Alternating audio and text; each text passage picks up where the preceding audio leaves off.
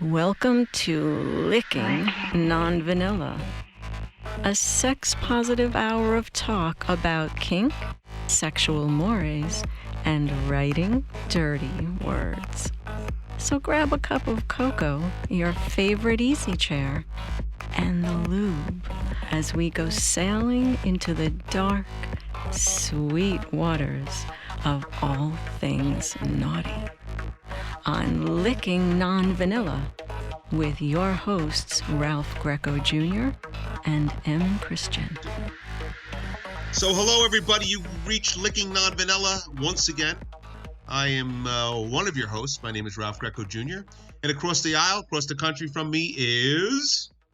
Stanley Murgatroyd III, located in Hamburg, Germany. Right. No, No, that's... no, this is Chris. Chris, otherwise known as M. Christian from Eugene, Oregon. Not quite as elegant as that, but not as crazy. Now, today, Chris, we're lucky enough to be joined by Lance Hart, and we're going to talk to Lance about all the incredible things he's into. And let me just tell you a little bit about Lance before we start talking. Lance is he's up for a multiple alt porn awards nomination for the second year in a row, and that's for Best Male Performer of the Year. He won in 2019. And he's also up for Best Alt Porn Membership Site for his highly original female domination site. It's called Sweet Femdom. We're going to talk about that. And he's working on a new line called Perv Out. And he has done gay, straight, fetish, bi, trans, and everything in between over his 10 years. And he's worked for Kink.com, Gender X, Fetish Force, Wasteland, Icon Mail. I mean, this is a guy who's just... seen it and done it. So we're going to get a lot of insight from him. So Lance, let's first say hi and how you doing out there? I'm doing good, man. Thanks for having me. I'm just, doing pornographer life in a pandemic. Well, so yeah, good luck with that. Yeah. Yeah. So Lance, you're into a lot of stuff. I mean, is it a case of the fact that you perform a lot of people and in a lot of different ways and approaches that gives one added value in the scene? I don't know. I mean, I didn't have a plan when I started porn. I got recruited to do gay porn. Okay. And I had a long string of failing at everything I tried. Okay. So, like career-wise, and I never not worked. I always, but I would get fired all the time. I mean, like every other month, it was like, oh, gotta get another job. And then the next day, I'd be at the mall doing something different, or at a construction site, or in an office. And then I eventually went to college and anyway. So I just never really found what I was good at. And then someone asked me to do a gay porn, and I was like, yeah, I don't know, last week I was a water aerobics instructor, so sure, I'll try gay porn, and and then I ended up really liking it, and they signed me for a contract for a couple of years. And then once I was out of the contract, I like dudes, but I like women. I kind of lean more towards like women and trans women. Okay. So I wanted to start my own production, and I was in Florida, and I started booking people. And then I found out that it's kind of against the rules to do gay porn and straight porn. Like, you're supposed to pick one. Oh, okay. Interesting. So I didn't know that, though. No one told me that. Yeah, I didn't know that either. so that put me in a boat where I was like, well, I guess if I'm going to do the porn I want to do, I have to produce it myself, And so I had to learn how to do that. How do you make your own porn and make a profit and all that kind of stuff. And and I'm going to say hi to my wife real quick. I forgot I was on a podcast. No, say hi. Yeah, I mean. Oh, you do? Yeah. Yeah. Gotcha. Okay. Well, then I'll figure out cigarettes later. What's interesting to. Yeah. I can drive out of one. Yeah. Sorry, I forgot. I was on the podcast. That's okay. I know. You got. Hey, look, the wife's there. You got to say hi. Talk to her. My wife's just about to leave town, and so we're like doing just about to leave town. So, anyway, so we're figuring it out, Anyway, so I long story short, I didn't know what kind of porn. I didn't have a plan. Like, I'm going to be the most versatile guy in porn ever. I just kind of did my own thing. You know what I mean? And shot what I wanted to shoot, and thank God it's been profitable and it's worked out. But that's made me kind of the guy to cast in, trans scenes and bi scenes and stuff where it's hard to find guys that'll do them because they typically either do gay or straight, So would you say, because Chris, this is interesting. I'm almost like, it's almost like not a prejudice, but it's almost like, well, if you do one, you can't do the other. And I never knew that. Right. Me too. I never heard of that. Yeah, no, it's a thing, and it's less of a thing now than it used to be. Very, very recently, Okay. but no, yeah, it's totally a thing. It's because I mean, to put it bluntly, white girls aren't allowed to have HIV, just like according to the world. Yeah. Like if you're a white girl and you have HIV, you can't tell anyone ever. I mean, that's like the stigma would be brutal. And the stigma says that would ruin your life forever. But you can be a gay man, you can have HIV, and it's like, oh, okay, cool, whatever. And then if you're any other kind of a niche, it's like a little more acceptable. But as a policy, Earth says keep HIV away from white girls. So Interesting, so right? Yeah. if you do, if I'm doing gay porn, and the assumption is that's where all the HIV is. Yeah. And then I go do a straight porn, they're like, well, you can't do that. What if you brought it over here? Right. Yeah. So that's the stigma. And fortunately, due to, science is real, and there's testing in place, and now there's medicine that can make anyone with HIV undetectable and live a completely normal life and live just as long as anyone else. But the stigma is still there. Yeah. Right. And most people don't know. At least most straight people I talk to don't know that if someone has HIV, they can become undetectable with medication, and you can have sex with them, and you'll never get HIV. It's totally impossible for them to pass it on to you. So, but it's still, just like people are scared of spiders or scared of heights, they're scared of HIV. Yeah. You know what I mean? You can't make them not be. That's true. So, That's true. So that's how it goes. Chris, you got. But that puts me in a kind of a supply and demand benefit because I'm like, okay, well, I can do all this stuff because I believe in science and I feel safe about it. So I get to produce the porn that a lot of people can't. Oh, okay. So it's kind of cool. And so, Well, it's good. I mean, it's wonderful that you have to take something like that and make a positive out of it, and actually, try and be a force for better, which I think is totally admirable. Thanks, man. Well, it's good to be positive, and the whole outreach culture, cancel culture thing just doesn't go anywhere. So it's better to just. There's always an advantage. It's just different rules sometimes. Right. Mm-hmm. So you think more or less it was the mother of necessity was the mother of invention for you to start with Perv Out and all that kind of stuff, because you just figured, well, let me do this on my own so I have more control, and then I can do whatever the hell I want. Yeah, I mean, that was just what I was left with. And honestly, just like before I was in porn, I got fired at a diner one day. So the next day it was like, maybe I'll try being a valet parker, and then, okay, if I'm a valet parker, I can go back to school and I can take the night shift and I can do my homework because there's no cars to park, while I'm at work. So you just do what you got. You do what you can with what you got, just kind of scrapping along. So just, whatever assets you have, you just do your best with it. And that's kind of, if you never stop, if you're like, no, I'm not going to sit home on my couch and smoke weed and watch cartoons and complain about the situation. Like if I'm like, yeah, I'm going to actually work, you end up building something. So the results I got were now I own Perv Out, which is currently it's just a network of my sites, which is currently small. It's 2 sites. I'm about to start a bisexual site called bifuck.com. So that'll be my 3rd site, and then maybe in a year or 2 I might try to do a straight site, give it a go. So and that's all I really want, just 4 sites on a network, 4 membership sites, and then DVD lines with all of those.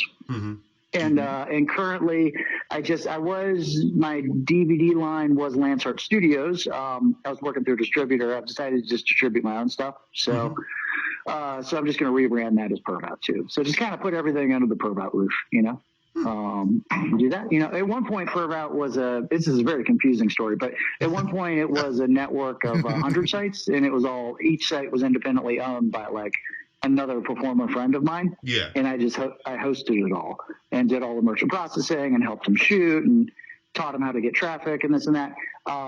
That became just a bear to manage, and it was just kind of like, this isn't working out. So now it's just my stuff. For sure. But it was a fun project. I learned a lot doing that. Chris, jump in here. You got anything for Lance specifically? Oh, it's like, Ralph and I were talking before we called you, Lance, about like, talking to you. It's like, it's not what you've done, but what you haven't done.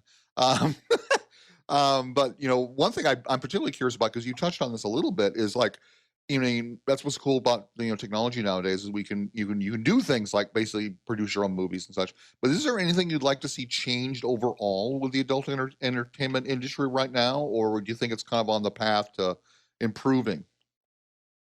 I think it's in a good place. Everybody's so mad right now about the porn's so crazy and our industry is so terrible, but we're in a good place where people are talking now about stuff they used to not talk about like racism and abuse and stuff like that. And, what can you do? Like, ideally, I'd love for terrible people to not be in our industry, but I think anybody would say that about any industry. Yeah, true. Mm-hmm. I mean, if I was if I was in the podcast business, I'm sure there's some people you guys would be like, God, why do these jerks have to be in the same boat as us?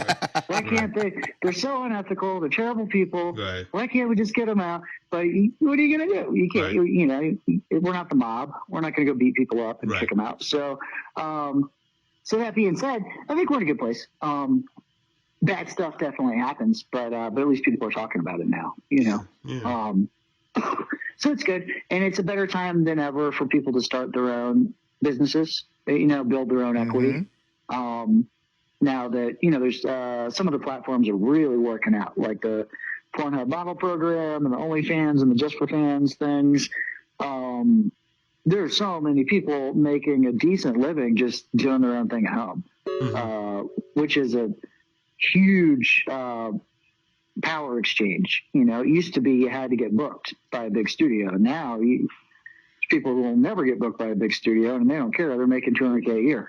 Yeah, right. No, Chris and I talk about this. The more the producer or of the content can directly interact with his audience or her audience, and it becomes a healthy conduit then, and everybody benefits. It does create new problems, but I like it. I think we're in a good place. Like, a new problem is, say you have a couple that lives at home together and they just shoot together and that's all they do. And then now they're making big money. So they reach out to another couple that also shoots at home and that's all they do. And they've never been exposed to an actual production company or rules or, general best practices. So now you put them in each other's apartments, collaborating together, and shit's going to go bad in a lot of ways all the time. I mean, it just is. And that's not just sex work. That's any industry. If you have one guy that is a painter, taught himself how to paint houses, and another guy is almost an electrician, like can kind of just get by, and the two of them get together and start taking gigs on Backpage, shit's going to get bad, man. People are going to get hurt. It's dangerous. Someone's going to have a power saw accident. You know what I mean? Like, bad shit's going to happen, but good shit's going to happen too. And so I think we just have to have our expectations okay. When people are thinking, we need, zero tolerance for bad stuff to happen in sex work, it's like, that's never going to happen. Right. But so we just have to try our best to educate each other and not shame each other. If an amateur couple does something wrong, don't beat them up. Just say, hey, just so you know, we actually use STD tests, or whatever, or we, could talk about consent before we put things in each other's butts and make sure, this and that, So I think if everybody's just trying to help each other, it'll work out fine, Hey, Chris said before about Lance, you seem to have done, what haven't you done? So I guess that's the question then. What haven't you done that you want to do in adult stuff? Oh, there you go. I wanted to. I don't know. I'm kind of doing all the stuff I want to do, but like I said, I want to get this bisexual site off the ground, and I'd like to do. I don't know, more different kinds of shoots with it. Like I've rarely had a shoot where I have 4 performers or 5 performers on set. And obviously now with COVID, that's not a great time to do that. But down the road, eventually, I'd like to have some bigger shoots with extras and stuff, and just take a little more time to make movies. I tend to crank them out really fast. So it'd be cool to like have a couple shoots a year where I go big and try to make like a full feature. You know, I do make features, but I do it really, really fast. So if I could, take my time and try to make like an extra ground level movie, that'd be fun. Once a year, twice a year, I think that'd be cool. Other than that, man, I don't know. I'm having a lot of fun. You have any like at this point? You have any taboos like no-nos? Exactly, I won't be doing this. Well, I don't do like poop.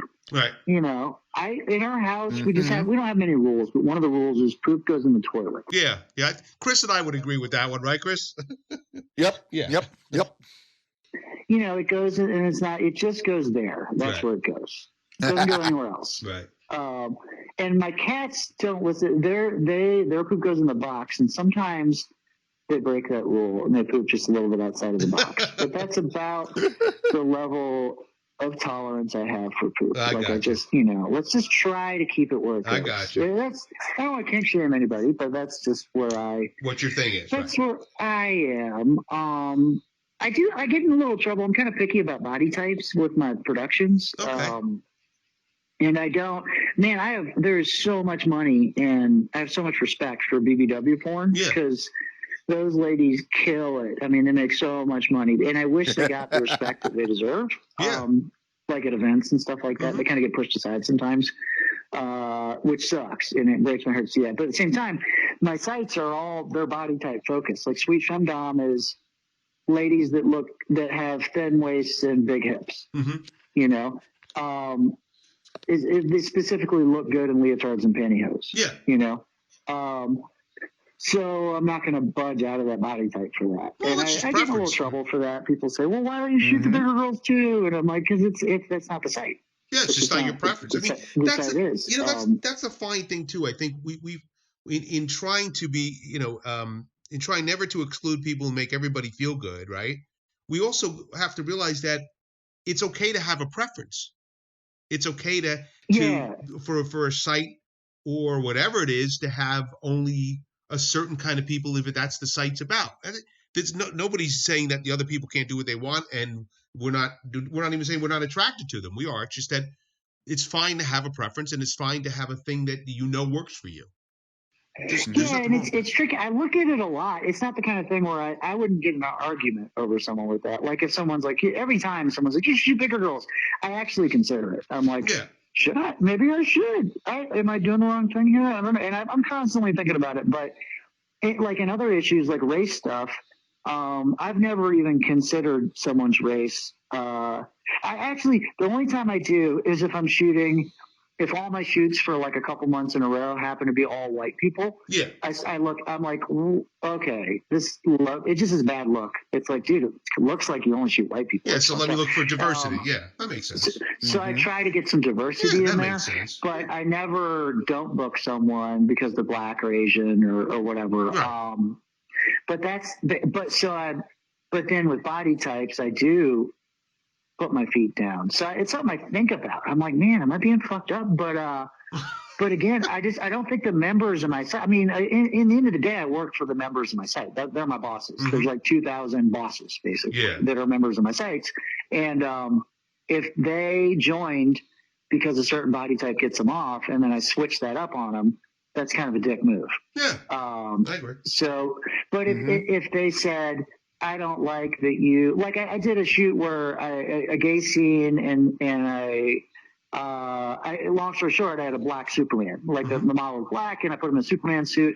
I didn't even think about it other than I thought his body would look hot in the suit. Yeah, right. Because again, I'm so thinking about muscle body types, like his big dick bulging in the suit. Like I'm not even thinking about Superman is white. Yeah, like, I wouldn't either. On my radar.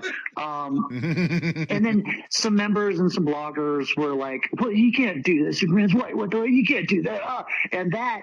I do. I'm like, fuck off. Like, if you're going to quit my site, just quit my site. You've got I don't care what you think. But so I don't know. It's a thing, right? It's a question I ask myself. I don't have like an opinion in stone yet on that, but it's a thing to think about. But you're going by your gut, Yeah. Chris, what else you got? You got something else for Lance? You had a couple other choice little questions in your noggin. Well, I'm just having a blast. I mean, this is really, really wonderful, Lance. Thank you so much. I mean, probably like, the only thing I can think of is actually not quite the future, but do you have any particular like experiences you've had, performing that you really were like a favorite where things just kind of worked out perfectly? Man, there's been a bunch, honestly. When I used to work at kink.com a lot back when they shot in San Francisco in the big armory, there's just so many there's a lot of okay days, but there was over a dozen just mind-blowingly really cool days, where like we did, my friend Madeline did it wasn't a parody, it was more like a nod to the movie Faster Pussycat Kill Kill. And it was like, those cult movies. And it was just cool. We did some pickups of the shoots outside. We had extras on the set. They rented a car for it, and like outfits were cool. And it was just like, man, what a fun day. And everybody was like having a great time. It was great. And then there's a bunch of cool days like that. And then for my own productions, I've had a blast making like the gay Spider-Man parody I did. It wasn't really a parody, just it was a movie with gay Spider-Man in it. That was fun and just silly. And most of my shoots, some part of it is just ridiculously fun. Right. The last shoot I did a bi shoot, and we just had some really silly ass moments, and it was really cool. I like sketch comedy. I've always loved sketch comedy. I'm not funny enough to do it, but so I pretend that I'm a sketch comedy guy in my porn, like when I'm directing it. And sometimes I'll like tweet I don't do this anymore, but when I was newer, I would like tweet the preview, like the trailer, to like one of the kids in the hall guys. And they just ignore it. They're like, "Geez, I don't want to see your porn," probably. But those are like my heroes, like the kids in the hall, the state, like there's a bunch of Picnic Face. Those people. I mean, I get off on their stuff so hard. So I'm like, I wish I could do that for a living, but I'm not funny enough. So I just try to do it in porn. But when we have a funny day, I really enjoy it. Well, it's funny because Chris and I know kink very well. We visited the armory a couple of times. Chris used to live in San Francisco, and that's a pretty high-endy, classy, organization. You could see how their stuff comes across really, really amazingly. So yeah, and it didn't start that way, and it's funny because it started as Peter, the owner, just shooting in shitty motels, just being a pervert, like a guy with a camera, just doing creepy shit in motels. And he had a lot of money, so that helped him make it different. But that's where it started, and then it ended up they at one point owned the San Francisco Armory. Yeah, we've been there. We love that. It was a military base. Yeah, it's a cool place, right? And it was like a castle. It was cool as fuck. And very cool. I don't know if there'll ever be anything like that again. I don't think so either. I mean, for a while I fantasized. When I lived in Tampa, they have these old cigar factories that are abandoned, and that was like my fantasy at the time. And you could buy them for like $2 million. You could buy an abandoned cigar, and then like castles. It was like a little mini armory, and I would just always drive by them and be like, one day that'll be like my little mini armory. Right. Now watching everything Kinks had to go through with that experience, I'm like, that's stupid. I'm never going to do that because it's just you're a target. You're just a giant. Yeah, you're a cool ass porn castle, but you're a target. Yeah, so everybody who hates porn, they know where you live. Yeah, no kidding. It's that big place. So everybody's attacking. So it's terrible. So I don't know, but that would be so cool to have a little sometimes I think about buying like a neighborhood, like as a goal. I couldn't do that now, but like as a goal, maybe definitely not in California, but in a cheaper area, buying a cul-de-sac of just houses, small houses, and making, putting a wall around it and making that a little porn compound. Right. Yeah. Gotcha. But that'd be wonderful. That'd be cool. Right? I think that would be a hoot. I wish I already had that for COVID. Yeah. Because then I could just move in people I trust. Yeah. And be like, hey, let's make all the porn together. Yeah, definitely. Like safely. But I think that would be awesome. But I don't know if that takes, you got to be a bajillionaire to do that. Yeah. So I don't know if that's going to happen. But that'd be neat. I think if someone did that, Lance, let's give a shout out to Penny Barber. Are you working with her yet? Yeah, I've hired her twice, 3 times, maybe twice or 3 times. She's amazing. She's a little hottie boy. She's, Chris, have you seen any Penny Barber stuff on Clips for Sale or any? Of that I don't think so. I don't think something that's crossed my radar. She's a lot of fun, man. She does a lot of the stuff I've seen. She does a lot of like mommy stuff and like diapering but she's a hoot and a half, man. And I was reading Lance's stuff and I saw that he worked with her. She's great, Lance. She's really one of those people. Oh, man. She's really great. I actually just during the pandemic, when the quarantine was full lockdown, I hired her to direct 4 scenes for me. So I just she directed 4 Sweet Femdom scenes at home with her partner. Okay. And I just bought the content from her, and they're good, man. She's really good. Oh, that too. She's really at the making her own porn and performing. Yeah, she's great. She's really great. Yeah, so it's wonderful. Totally. Lance, do me a favor before we get off here. Just slowly give out the places people can find you, because when this airs, I'll put up the blog and everything about it and put it in print. But I want the listeners to hear you say it so they can find you. Cool. The easiest thing is just pervout.com. And it's a work in progress, but right now it's because I'm having a redone. Yeah. You know what I mean? But that's my one pager that has all the shit I do. Spell it, Lance. Let's spell links it for to us. my Instagram, my websites, my DVD lines, other sites I model for. Everything's all on one page at pervout.com. Spell that for us, okay? PERVOUT. Okay. So that's how people can find you. Like pervert, but pervout. Okay. So that's how people can easily and quickly find you. Yeah, and all my social media is on there. Twitter is Lance Hart Fetish. Instagram, until I get shut down again, is Lance Hart Official. Okay.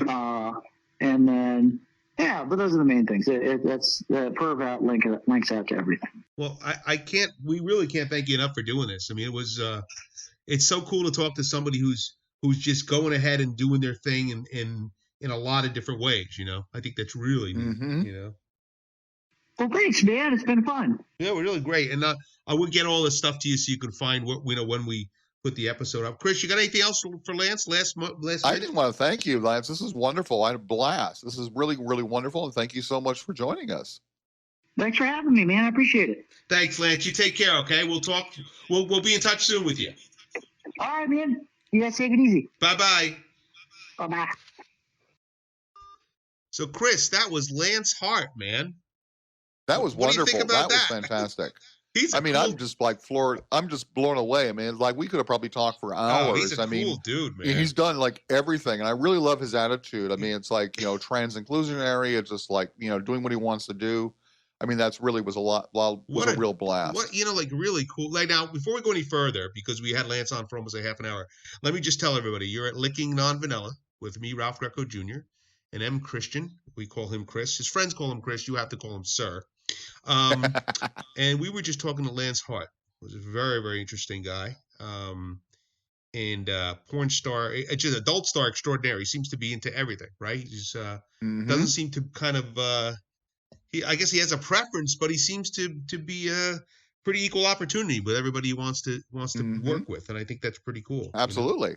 Absolutely. Now I think we mentioned that, I think his production is in Vegas. I don't know. I don't know where he is. I don't know.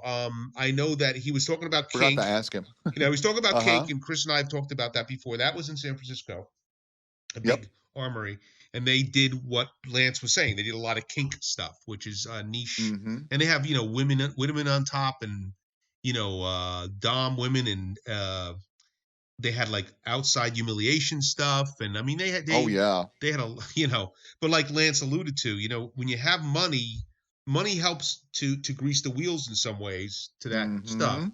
But the problem is also, like he said, you open yourself up to a lot of like attacks because they were so Mhm. out there and visual to people, you know. Mhm. Um, but Absolutely. but you know, it's interesting too. He touched on something that I think should be, and you tell me, Chris, how you feel about this, but maybe it should be kind of explored a little bit more in, you know, in this culture and the way you and I try to include everybody in our lives, right? We don't care what people. Mhm. If you're an asshole, we don't care. You're an asshole. Doesn't matter what your color is, what your sex is, right? You could be an asshole no matter what, right? So Mhm. that goes without saying. So Mhm. basically, we just kind of like everybody until they're not nice to us. We don't care what they are. Mhm. And Lance was saying there that he just has a preference with his shooting, and his audience Mhm. is expecting a certain body type of woman that he Mhm. deals with, that he shoots. But he said, you know, God bless the BBWs, and he loves BBWs, and Mhm. that's great too. So it's funny because it's okay, I think, in your sex life and in your, you know, just life to have a preference, right? It's fine to say, you know what, I really have a preference for that body type that turns me on. It's not Mhm. that that's not that I think no one else cannot be attractive. It's just not what I want, and that's what Lance was talking about, you know. And I Mhm. think that's a healthy thing to say. There's because then if we notice the differences in people, that's wonderful, right? We say, well, it's great. They're that and Mhm. they're this and they're this and whatever. Mhm. Um, but I hadn't heard anybody put it that way. That hey, you know what? This works for me personally, and this also works for my audience, and that's what I shoot because of that. Mhm. I think it's also like, I mean, I agree with you, but I also think it's like, I mean, it's one of those things. It's a personal enterprise. It's a personal preference, and he's not saying that BBWs or anybody for that matter are not necessarily good. It's just not his preference. So I think that's kind of like it's a very fuzzy line that we can definitely get into the whole ethics of this, and it's really complicated, especially these.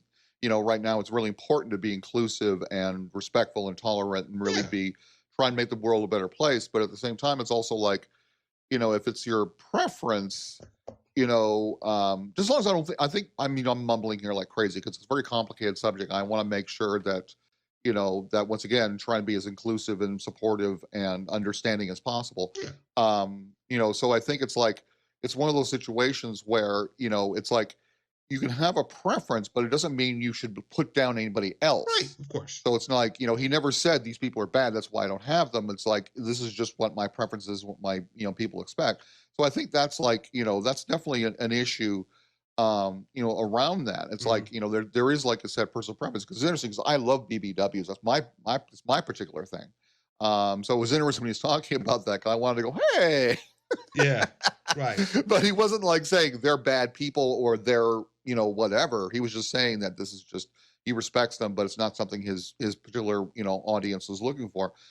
So I think that's just like, that's just kind of like, sort of a question that, that I think he kind of addressed quite well. But yeah, it's a very complicated kind of thing. But yeah, I think as long as you're just like, and again, this is coming from somebody who is, cisgender Caucasian and, and inherent privilege and all that. But I think it's also that, as long as you're not like, trying to like label or put down or discriminate against someone based on predispositions. But man, I think he handled it quite well. So I have to say it's really Yeah, quite admirable. yeah. Because there is a difference between prejudice and preference. and and Exactly. and prejudice is when you go like you're saying, you go that extra mile where you go, Mm-hmm. okay, this is my preference, but you can't have that preference that you have, and not only Mm-hmm. that, if you do, it's wrong, and Mm-hmm. you're lesser because of that and what you are Mm-hmm. that I don't like. So Mm-hmm. so that all makes sense, you know. I mean, I think that, Yeah. you know, but And I think it's also more if he had said, if he had made the same kind of comment about like African Americans or something like that, I would definitely be much more alarm bells. Though it still also could be argued that, it's like it's like you could be more open to like different possibilities. I mean, just because one, I think it's always a good idea anyway, because it keeps things interesting. yeah, If you only have one particular thing, I mean, preference or not, I mean, yes, I particularly like BBWs, but that doesn't mean that's the only thing I find attractive. So sometimes it's kind of interesting. I think it's really good, kind of like creatively and spiritually to also say, we're doing a lot of this. Let's shake things up, or let's try something different, because then it can really kind of open your eyes to new experiences. But again, it's something that I think is more of a recommendation than everyone should do something, because everybody's on their own different path and all that. Well, also, and you and I, you and I have lived long enough to know that, okay, this is what I want on paper, right? This is exactly what I want. Here's Hmm. the list, and then somebody comes along and just gobsmacks you, and you're like, well, they don't Hmm. fall into any of these categories, but I Hmm. dig this person, and Hmm. I couldn't for the life of you tell you why, because they don't fit the Hmm. 1 through 10 list. They're the Oh, I opposite of know. that, right? And Exactly. and I that know exactly what you're talking about. happens all I the mean, not time. to get too much into the hairy details, but once again, I have a preference of, like, big ladies. That's just my Yeah, thing. But at the same time, I also consider myself, pretty, also queer inclusive, because I would definitely not kick like Ian McKellen or Stephen Fry out of bed. right. But it's only because I like them as people. It's just sort of like a combination of emotion as well as Yeah, attraction, right. because I consider myself sapiosexual, which is somebody who's attracted to someone by their who they are more than the body type. But, like, I'm not a huge fan of, like, of certain things. And the other day I find myself actually going, that's actually pretty cool. So, it's kind of that kind of like expanding your horizons a little bit, just being open to things and Yeah, just being, experimental. Because it doesn't work, big whoop, it doesn't work. I mean, it's not the end of the world. Doesn't mean anyone's wrong. It just means it didn't work. yeah, and as you get older, I guess you like to think that you notice and recognize more of the nuances in the world, right? And you go, wow, I never Mm-hmm. thought about that Mm-hmm. when I was 20, but now that I'm 40, that's pretty interesting. Or I can see Mm-hmm. how that could be attractive. I'm still not attracted to it, but I can see how that Mm-hmm. could be attractive. And then Mm-hmm. there's, like he was talking about poopy, and there are hard and fast rules that I think I've had since I just first in my sexual awareness to now, that have Mm-hmm. not changed. And Mm-hmm. I think, like Lance was saying, he thinks poopy should be in the toilet. And we've had this discussion because I think when Chris and I are in the throes of getting a nonfiction book out about how to, Mm-hmm. and part of it is about straight sex, and part of it is about kink. And when you go into kink, you sometimes go into the world of water sports, which could be, Mm-hmm. golden showers, which is people peeing on each other for sexual gratification or such, and Mm-hmm. then there's poopy in there, and there's vomit. There's a whole bunch of stuff. And like Chris and Mm-hmm. I always say, that's great. That whatever you're into, just as long as you're safe and consenting. But I Mm-hmm. would say Exactly. I would Exactly. say those type of things fall into my things I didn't never do and things I won't ever do category. So I haven't changed on Mm-hmm. some hard and fast rules. What do you think about that? Oh, I think definitely. I mean, there's certain things, like, some things I found myself, like, when I first started out, like you mentioned before, and you're young and sometimes you're worried and you're kind of like self-conscious. So you put these rules in place, and then as you get older, those rules kind of fade away sometimes, depending on what's going on. Because I'm always like turned on by my partner being turned on. So unless Yeah, it's something that really kind of feels like really like a button pusher, or something that is like, really dangerous, I'm pretty much open to almost anything. yeah, But, like, one of my big things is, I mean, scat play and so forth is definitely on the list. I haven't really done a lot with it. right. Is needles and piercings. I mean, it's just like that freaks me the frick out. I mean, that's just like, even though I've gotten pierced, I've gotten play pierced and I've gotten cut before. It's not something that's really on my, pursue, and this is something I really need or desire. But again, it's like maybe I just haven't had the right experience yet. But particularly in needles, which I have a needle phobia anyway, which is like, I'm the kind of guy that when I go to the doctor to get my blood drawn, it's like I might pass out, just to let you know. Right. So but yeah, I think sometimes it's like, as you get older, you start to hopefully open yourself up a little bit more, and just, sort of say, like you said perfectly, it's like, as long as it's safe, sane, and consensual, then, more power to you. Yeah. Because that's, once again, it's like, one of the, I'm not to sound on my soapbox here, but one of the big issues I have with Western culture is we don't allow people to make mistakes, or to try and decide that's not for me. We always kind of think things have to work perfectly. And it's Hmm. like, I got news for you, like anything. I mean, we're talking before about writing. I mean, it's like, you don't know if you're good at something until you try. You don't know what's going to be arousing until you give it a shot. I mean, there's nothing wrong with deciding, I gave it a shot and it didn't work. Yeah, right. I think that, I think that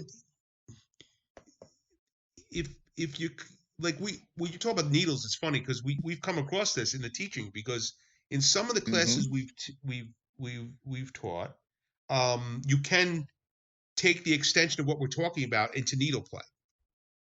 And Mm-hmm. so Mm-hmm. I'm thinking especially like tit torture, and Mm-hmm. I know for a fact in those classes as we're ramping up and people are getting a little bit more into what Chris is talking about and he's showing some implements and things you can make at home and what to do, and you could see some people are on the edge of their seat. They want to talk about binding and they want to talk about needle Mm-hmm. play, and Chris is always good to say wait, just to let you know you can do all that stuff, but I can't advise you on needle play because it's something I'm not into. So Mm-hmm. if you're Mm-hmm. looking for that, great, but that's just not my thing. And I think that we are, like you said, it's good to be open, but it's also good to be informed by the things that we just don't do, and that because Mm-hmm. then you don't get yourself into a sticky wicket, and Mm-hmm. nobody Exactly. nobody likes sticky wickets. I rather Exactly. Sticky wickets are not good. Sticky wickets, I mean, it's like I've had my wicket sticky several times you and it's never have been pleasant. you're I mean, you're it's a like well-known you get ex sticky wicketer, but exactly. You get the lint all I over it, hate and that. then Don't you you hate just when that can't get it. I happens? mean, it's just It's like, just oh, yeah. just lint is just, it's like, Oh, oh, it gets forget it. all I over, mean, exactly, exactly. And then plucking hairs, and it's Oh, just like, yeah, and then this you is got it. like, Then you go. Then if you brush by another sticky wicket, then it's just you're hmm attached for good. And um, exactly. Then you worry, it's like, where the hell did that hair come from? I'm not blonde. Um, I think it's just and especially in the world of that we truck in, whether we personally get there or we teach about it or we write about it, keeping an open mind, even if you're not going to do the thing, is always good hmm because you're going to come up against certainly at kink conventions. Chris and I have walked through dungeons where people are doing a multitude of different stuff.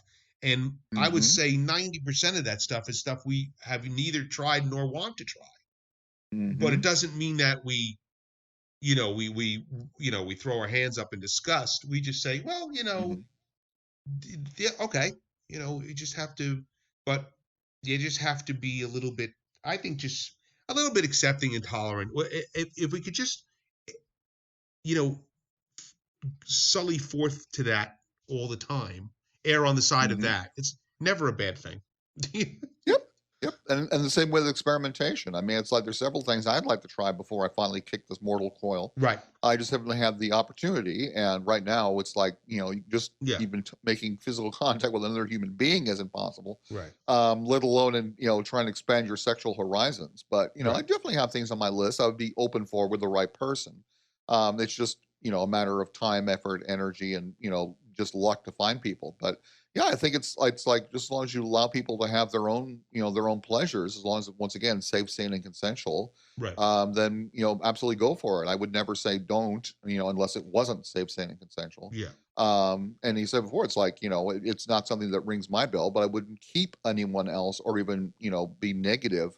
Hopefully not, consciously or unconsciously, like with a microaggressions. I mean, that's something I really never want to, do. But Mm. it's just as long as you're just like open-minded and allow people to live their lives and support them in their decisions. It may not be yours, but it's your right to do it. And a lot of the kinks that we talk about on this show, and that Chris and I have a lot of things we've seen. Um, they don't have on the outside. They don't have it. Sometimes they don't have a sexual component to them, and Mm-hmm. that's another thing that people have to consider when you're doing for want of a better term, a non-vanilla activity. That some of Mm-hmm. those activities don't seem at first blush sexual, as opposed to even Mm-hmm. something like a Mm-hmm. spanking. You would say, well, okay, someone's bare hand hitting someone else's bare bottom. Mm-hmm. There's a tactile, sense there, and I can understand how you could, even if you're not into spanking, you say, well, I can understand how that raises some sort of heat there. It makes Mm-hmm. sense, Mm-hmm. but in a kind of a quote unquote normal way, and I'm using that as a very broad term. But there are other things that you and I've seen, and I'm not going to say them because I don't want to call anybody out. But there's things that we've seen that have almost no sexual component to them. They have Mm-hmm. a comfort component, or they have maybe a role play component, or a dress component, but they don't Mm-hmm. on the outside. They don't have a sexual component, Mm-hmm. and that happens often in the kink world. And those are things that personally I have to sit and think about. Okay, what's that satisfying in that person? Because Mm-hmm. they're not orgasming right then, or they're not having a spanking, or they're not bound and they feel the constriction. There's something going on, of course. And Mm-hmm. I think in those instances, it's certainly a psychological component that's satiating them, which can lead to foreplay, can lead to an orgasm, may not at Mm-hmm. all. But and in those instances, that's when you really have to be okay. Wait a minute. I don't get this, but that doesn't mean it's not good. And I don't Mm-hmm. see it being Mm-hmm. sexual at all, but that doesn't mean it's not. You just have to say, okay, well, maybe it is somehow for this person. Mm-hmm. Oh yes, absolutely. I mean, that's the thing. It's like, many things might appear on the surface not be sexual, but there's always kind of something going on there, emotional or even like sexual, but in a not directly sexual kind of contact, or sensual, or it's part of one big long sort of like, erotic, encounter. Hmm. Back when I was doing more BDSM play, it was like, sex was a component, but it wasn't the whole thing because I was a 24-hour, property belonging to somebody. It was like the whole 24 hours was part of a whole erotic experience. Hmm. So it really wasn't, even though sex was a component, it wasn't like something that happened all the time. So it was like just doing that whole relationship was its own form of, sexual, not necessarily foreplay, but sexual encounter. But it's interesting how that works because again, it's like sometimes it has to do with like power dynamics. Sometimes Yes. it has We're to just do with thinking that. like because you get turned on being submissive, or you get turned on being dominant, or you get turned on being able to be fluid. I mean, there's all kinds of different possibilities, and everyone's very wired differently. Some people it's kind of an intellectual kind of thing that there's a sexual component. Sometimes it's very emotional, and then you have also the sensory kind of things because people are wired very differently as far as like their nerve responses go to different stimuli. So remember, this is way back when, and I apologize for the war story. Hmm. Back when I was married and living in San Francisco in the 90s, I was married, and my wife and I did a class on play piercing, which you can imagine. I definitely was sitting in the back, like, going like, I don't want to watch this. I don't want to Right, watch right. this. But she got her nipple pierced, and a friend got her nipple pierced at the same time. And when my wife's got hers pierced, she orgasmed, Hmm. from the experience. The other friend said, "Is it done yet?" Yeah, see? So there you go. Perfect example. Exactly. It's like, so someone's reaction to something can be very different Yeah, depending on, and absolutely. sometimes it's also emotional component because if you get turned on enough, something can be processed very differently. So it's very, wild and woolly. Yeah, and I think, like, because I was just I think this actually was in this is one of the articles I just recently wrote for Bridget. And Chris and we talked to Bridget before on the show, and we also write consistently for hotmovies.com. There's a little shout out for our buddy Bridget. And they just acquired a new spanking studio, so she needed some spanking stuff. So I wrote a couple spanking articles. And in one of the things I said, there is a component to that kink. I keep coming back to that kink, but there is a component to that kink that, like Chris just said, there's a power dynamic sometimes a couple has, Hmm. and sometimes they get into that activity as a real way of discipline. One person Hmm. disciplines the other, Hmm. and keeps on them for transgressions or as a comeuppance. And like Chris said, that doesn't necessarily look sexual on the outside. It looks like Hmm. this one Hmm. person is the disciplinarian in the relationship. Um, they call it sometimes a female-led relationship or a male-led relationship. And Hmm. but in that mix could very well be a very deep sexual component, either acted upon later or not at all, or gives the whole Hmm. thing a heightened sense. And Hmm. this happens across the board in a lot of activities, sexual activities, or bedroom activities, or relationship activities that are not even that you would even call kink or non-vanilla. Hmm.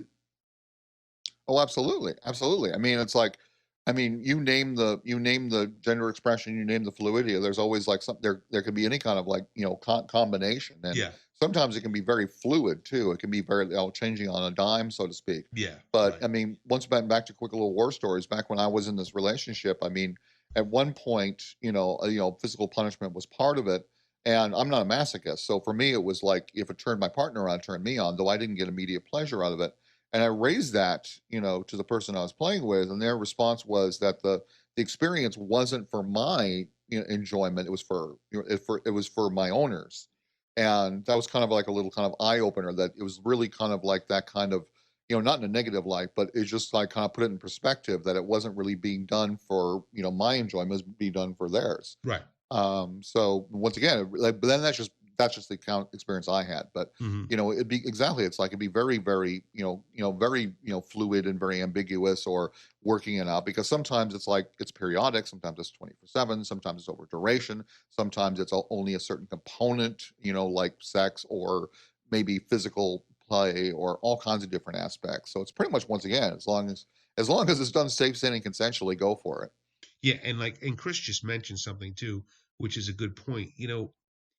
These things also have a way of changing over time, even if you're in the relationship Mm-hmm. with the same person, and then also, or it's a kink you like to do and you do it differently or not at all with another person. It's always good. I Mm-hmm. guess it's back to the same point we're trying to make, which is be open to your own experiences or your own thoughts and feelings, because they can change all the time. I mean, it constantly changes. Mm-hmm. And what you liked yesterday may not be what you like tomorrow or today. And what you Mm-hmm. like with this one person, because this one person gave you that kind of idea or turned you on that way, this other person might not at all.